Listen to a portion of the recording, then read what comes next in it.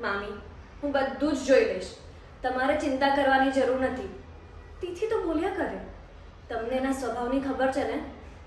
તિથિને કશું જ કરવાની જરૂર નથી, પાક્કું.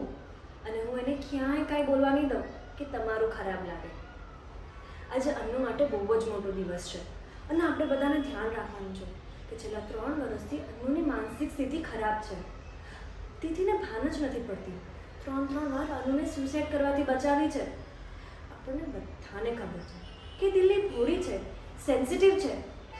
હા, એ ગુસ્સો કરે છે, પણ પછી તરત જ આઈસ્ક્રીમની જેમ પીગળી જાય છે. તનુને ભાન જ નથી પડતી. તમે એની ચિંતા ના કરો. અત્યારે તમે અનુ પર ધ્યાન રાખો, બાકી બધું જ હું જોઈ લઈશ. અનુ, એ અનુ, તારો ડાયમંડ સેટ આવી ગયો છે. જો, ખુશ?